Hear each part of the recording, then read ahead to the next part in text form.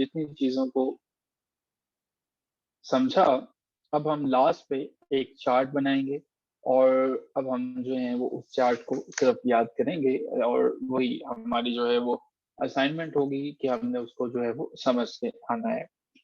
मैं आपके सामने कुछ इम्पोर्टेंट फैक्ट्स जो हैं वो बताना चाहूँगा, कुछ ऐसी चीज़ें जो आप कभी नहीं भूलेंगे अगर मैं इस लाइन को सही लगा पाया तो। ठीक है। अच्छा जी, कुछ चीज़ें तो आप मुझे मुकम्मल करवाएँगे और कुछ जो हैं वो हम मिल-जुल के मुकम्मल करने की कोशिश करेंगे। पहले नंबर पे मुझे ज़रा रेडियस गाइड कीजिएगा, अर्थ का कितना है? रेडियस अर्थ का कितना है? आप मुझे ज़रा बताएँगे? कितना रेडियस है जी? 6378 किलोमीटर अर्थ का रेडियस है, ये आपने बताया, एक्सीलेंट। अब हम आगे चलते हैं और कुछ मज़ीद समझने की कोशिश करते हैं। अब जी नंबर 2 पे मुझे बताइएगा, इक्वेटर पे इसकी इंक्लिनेशन क्या होती है जी?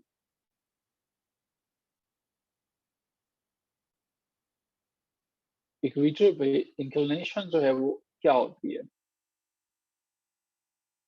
ये आपने मुझे बताया कि इक्वेटर पे इसकी इंक्लिनेशन जो है वो होती है 23.5 डिग्री जो है वो होती है, ये भी हम कभी नहीं भूलेंगे।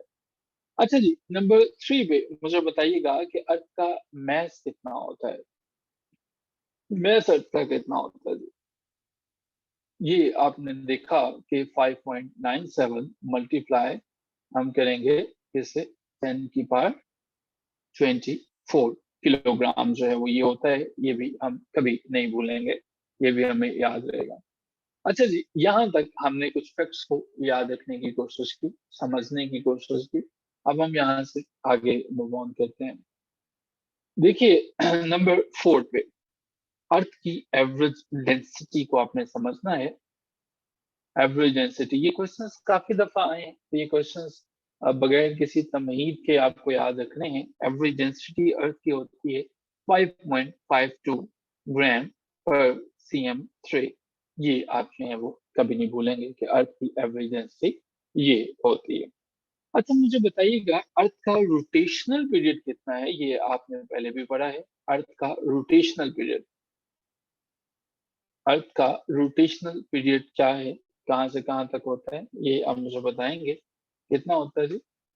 23 आवर्स होता है आपके पास और 56 मिनट्स होते हैं और आपके पास जो है वो 04 सेकेंड्स होता है। ये आपने याद रखा, एक्सीलेंट। अच्छा जी, मुझे ये बताइएगा, अर्थ का ऑर्बिटल पीरियड कितना होता है? अर्थ का ऑर्बिटल पीरियड कितना होता है? कितनी देर में ये जो है वो अपना ऑर्बिट में अपना चक्कर मुकम्मल करती है? वो मुझे बताइएगा, ऑर्बिटल पीरियड कितना होता है इसका? ऑर्बिटल पीरियड इसका क्या होता है जी? 365.25 हमारे पास जो है वो होता है, नहीं जी, 75 नहीं है। ओके जी, एक्सीलेंट। अब मुझे ये बताइएगा कि अर्थ जो है इसका एवरेज डिस्टेंस क्या होता है जी सूरज से? इसका डिस्टेंस कितना है जी फ्रॉम सन? अर्थ का एक सूरज से कितना डिस्टेंस है? एक्सीलेंट। एवरेज मैंने बताया तो ये आपने बिल्कुल ठीक लिखा, मिलियन किलोमीटर्स। एक्सीलेंट। एग्जैक्टली बात करें 149.6, लेकिन चूंकि ये 5 से ज्यादा है तो हम इसे 150 मिलियन किलोमीटर्स भी लिख सकते हैं, मिलियन किलोमीटर्स ये भी, या 150 भी आप लिख सकते हैं।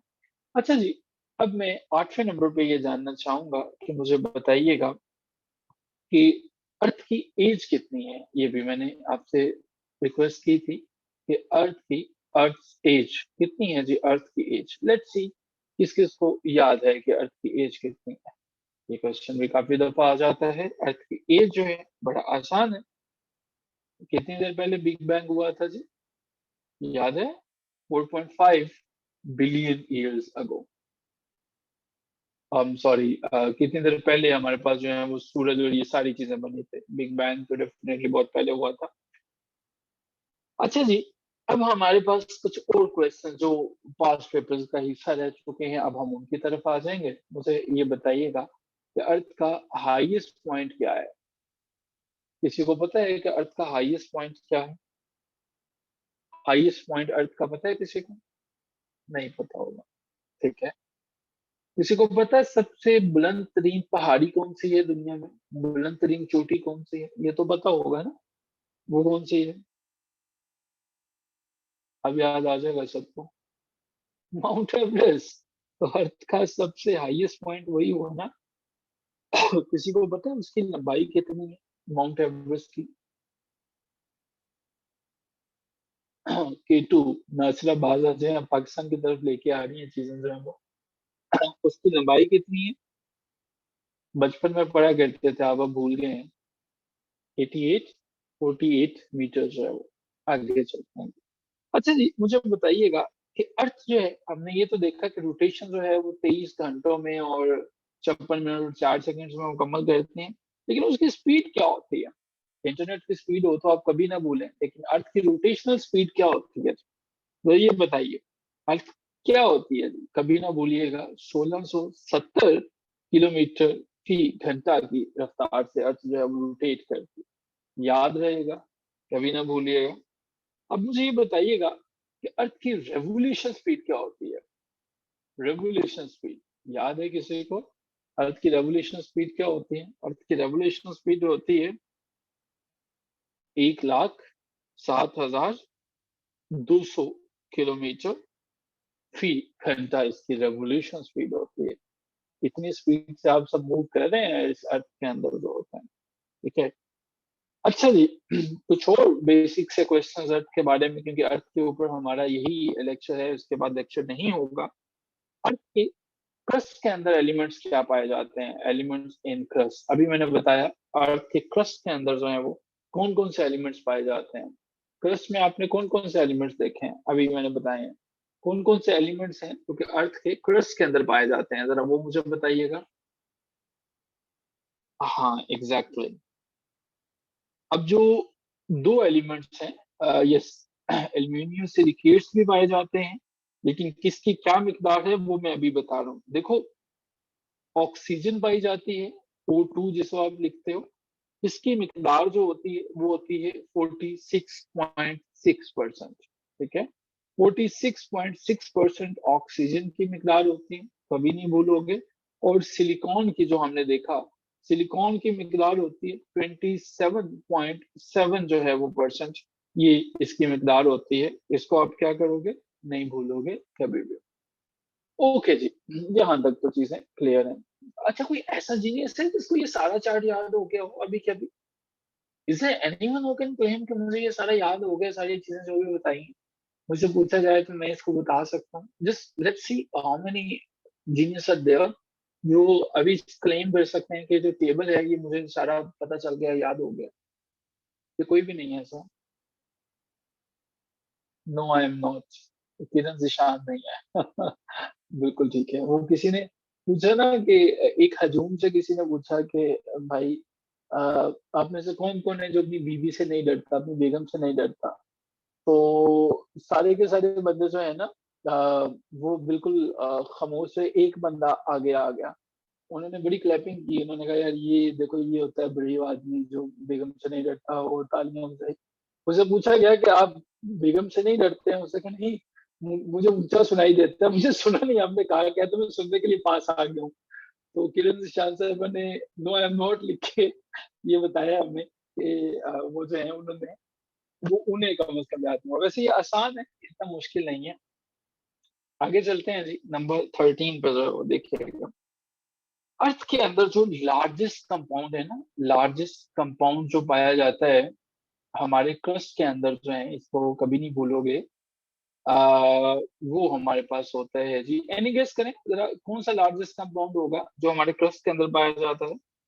वो होता है जी सिलिकॉन, ठीक है। सिलिकॉन सबसे ज्यादा जो है वो पाया जाता है। नंबर 14 पे इतनी चीजें हैं आपके अर्थ के बारे में जो है वो आपको जो पता नहीं है, ठीक है। अब जो है हमारे पास जो है लोएस्ट पॉइंट कौन सा है जी अर्थ का? लोएस्ट पॉइंट कौन सा है? लोएस्ट पॉइंट है जी हमारी अर्थ का डेड सी। डेड सी जो है वो इसका लोएस्ट पॉइंट है। नंबर 15 पे, और सेकंड लास्ट हमारा ये पॉइंट है, लॉन्गेस्ट डे कौन सा है जी, ये तो आपको पता होना चाहिए। लॉन्गेस्ट डे कौन सा है और शॉर्टेस्ट डे कौन सा है, ये तो सभी को पता होना चाहिए, बहुत इजी सा क्वेश्चन है। लॉन्गेस्ट डे कौन सा है जी, जमीन के ऊपर जो है वो कौन सा है जी लॉन्गेस्ट डे? 22 जून, एक्सीलेंट। कौन सा है जी शॉर्टेस्ट डे? शॉर्टेस्ट डे कौन सा है जी? December 21st is the shortest day. 21st है दिसंबर का जो है ना, बाज़ जगहों पे 22 भी है, ठीक है, बट 21st दिसंबर नॉर्थ पे जो है वो शॉर्टेस्ट डे है। अच्छा जी, ये आपके पास एक छोटा सा चार्ट है, आसान सा जो है वो काम था। आज के सेशन में हमने जियोग्राफी को डिस्कस किया, हमने अपनी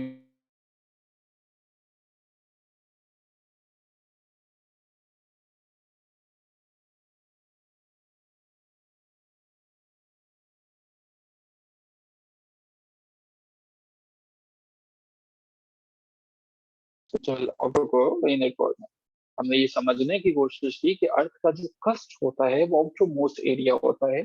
इसके ऊपर कॉन्टिनेंट्स हैं, ओशंस हैं, इसकी जो हमारे पास थिकनेस होती है वो 0 से 100 किलोमीटर तक, और जहाँ पे ओशंस के बेसिस है 5 से 10 किलोमीटर तक जो है वो होती है। हमने ये समझने की कोशिश की कि अर्थ का क्रस्ट जो होता है वो एल्यूमिनियम सिलिकेट से बना होता है और इसका टेम्परेचर 870 सेल्सियस तक जा सकता है। हमने ये भी देखा कि इसके अंदर 3 तरह की रॉक्स पाई जाती हैं, और हमने ये समझने की कोशिश की कि उनमें से पहली का नाम इग्निशियस, दूसरी का सेडिमेंट्री और तीसरी का मेटामॉर्फिक है। हमने ये भी समझने की कोशिश की कि इसको जो है वो क्रस्ट और मेंटल को जो आपस में डिवाइड करने वाली लाइन है, उसे हम जो है वो मोरविक डिसकंटिन्यूटी कहते हैं। इसको मजीद समझने के लिए हम उसी स्क्रीन पे चले जाते हैं, ये वाला। हमने ये सब समझने की कोशिश की, फिर हमने मेंटल की बात की। हमें ये देखा कि मेंटल जो है वो क्रस्ट के बाद आता है, और इसकी पहली लेयर जो है वो उसे हम मोरोविक डिसकंटिन्यूटी कहते हैं, जिसको अब मैं मोरोविक डिसकंटिन्यूटी को समझने के लिए एक डेडिकेटेड स्क्रीन ये इस पे हम चले गए। हमने मोरोविक डिसकंटिन्यूटी को समझा कि यहाँ पे क्रस्ट जो है वो खत्म होता है और मेंटल शुरू होता है। फिर इसके बाद हमने ये समझने की कोशिश की कि किस तरह से मेंटल के 3 हिस्से होते हैं। यूपीएम से मुराद अपर मेंटल है, और ये एक ऐसा मेंटल है जो 0 से 400 किलोमीटर तक होता है। अपर मेंटल के अंदर आयरन और मैग्नीशियम सिलिकेट्स पाए जाते हैं। हमने ये समझने की कोशिश की कि एस्टेनोस्फीयर अपर मेंटल के अंदर एक ऐसा एरिया है जो कि सबसे वीक है, और इस ये वीकेस्ट एरिया कहलाता है। तो जी हमने एस्टेनोस्फीयर को समझने की कोशिश की। इसके बाद हमने जो है वो ट्रांजिशन को, और उसके बाद जो है वो लोअर को हमने समझने की कोशिश की, लोअर मेंटल क्या है। फिर हमने आउटर कोर और इनर कोर की बात की कि आउटर कोर जो है वो हमारे पास लिक्विड, और इनर कोर जो हमारे पास सॉलिड होता है। और हमने बताया कि ये आयरन निकल और इस तरह से जो है वो आयरन सिलिकॉन एलाय से मिलकर बना होता है। इसके बाद हमने अर्थ के बारे में कुछ बेसिक डिटेल्स को डिस्कस किया, जिसको हमने अपने व्हाइट बोर्ड पे इस चार्ट के साथ समझा। तो पहले बिल्कुल गायब हो गई थी, अब आ रही है। अच्छा ठीक है। आवाज सभी के लिए गायब हो गई थी, या कुछ ही पार्टिसिपेंट्स के लिए गायब हो गई? लेक्चर थोड़ा सा मुश्किल था, लेकिन आई एम श्योर के समझाने की कोशिश की है तो समझ में आया। कुछ साइंस से रिलेटेड चीजें हैं, डेफिनेटली ड्राई हैं, लेकिन आई एम श्योर कि ये चीजें इतनी मुश्किल नहीं है कि आपको समझ ना आ सके। तो आपको जो है वो सारी चीजें समझ में आई होंगी। अब हम चलते हैं अपने क्विज के सेक्शन की तरफ, और अब हम देखते हैं कि कितने ऐसे जीनियस हैं जिन्होंने कम से कम पेजेस को याद करने की कोशिश की है। चलें जी, हम अपने क्वेश्चन जो हैं वो उनको शुरू करते हैं। एवरीडे साइंस से रिलेटेड हमारे पास है। पहले 50 थे, लेकिन आप पहले तो 20 करेंगे, तो मैंने कहा था जी बिल्कुल आप 20 कर लीजिएगा। अच्छा मुझे बताइएगा कि प्योरिटी ऑफ मिल्क को हम मेजर किससे करते हैं? मिल्क की प्योरिटी को किससे मेजर करते हैं? इलेक्ट्रोमीटर से करते हैं। अच्छा जी, मुझे बताइएगा कि क्रोनोमीटर जो है वो किससे इस्तेमाल होते हैं? क्रोनोमीटर किससे इस्तेमाल होते हैं? To measure the time in shift. मुझे बताइएगा कि करंट को मेजर करने का यूनिट कौन सा है? कौन सा ऐसा आला है जिसे हम करंट को मेजर करते हैं? एमीटर है। अच्छा जी, ठीक है। अच्छा मुझे ये वो फाइल है जो मैंने शेयर की थी आपके साथ, उसी में से मैं क्वेश्चन पूछ रहा हूँ। अच्छा मुझे ये बताइएगा कि हमारे पास जो है जब मैं आरबीसी कहता हूँ तो आपके ज़हन में क्या आता है? ये जब मैं डब्ल्यूबीसी कहता हूँ तो आपके ज़हन में क्या आता है?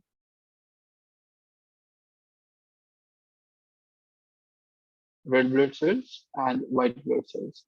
अच्छा मुझे बताइएगा कि साउंड पानी के अंदर जब हम मेज़र करते हैं तो किससे हम मेज़र करते हैं? क्या इस्तेमाल होता है उसके लिए?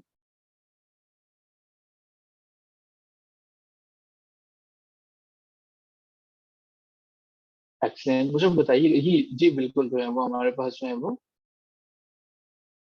हाइड्रोमीटर।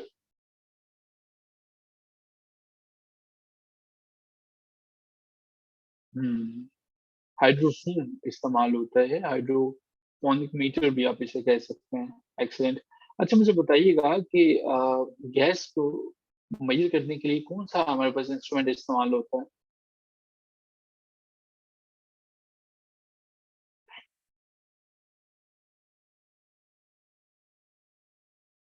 मैनोमीटर इस्तेमाल होता है। अच्छा जी, सूरज को देखने के लिए क्या इस्तेमाल होता है हमारे पास? सूरज को देखने के लिए क्या इस्तेमाल होता है? हेलिस्कोप इस्तेमाल होता है। अ, अब जो है कल कोशिश करेंगे कि इस फ़ाइल को कंप्लीटली जो है वो रिवाइज़ करके आएँगे, रिविज़िट करेंगे और हम जो हैं वो अपनी स्टोरी यहीं से प्रोसीड फर्दर करेंगे।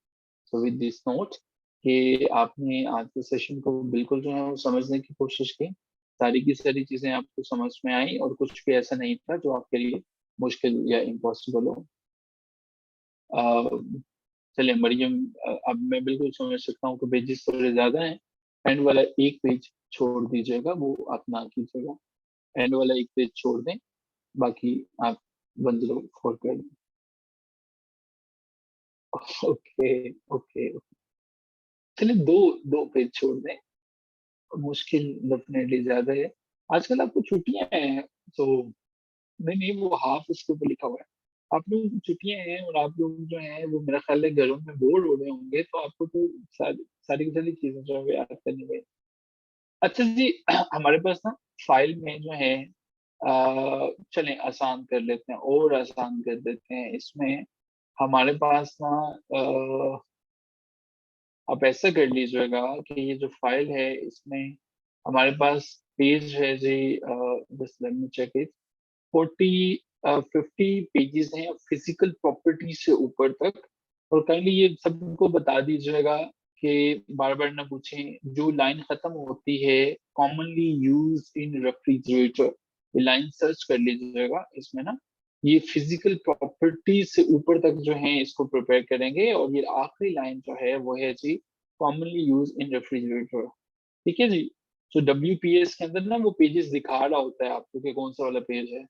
सो फिजिकल प्रॉपर्टीज से ऊपर तक हम करेंगे commonly used in refrigerators etcetera ठीक है जी ये 50 पेजेस है I am sure it is easy for you कि अब आप इसे याद कर सकते हैं सो जी विद दिस नोट के अब आपके लिए काम आसान है इसका स्क्रीनशॉट कोई लेके शेयर कर देगा प्लीज ग्रुप के अंदर बाकियों को भी हेल्प आउट होगा जो करेगा उसका उसका भी भला जो नहीं करे उसका भी भला ठीक है So with this note, have a wonderful night. Take care of yourself and have a good day. Bye.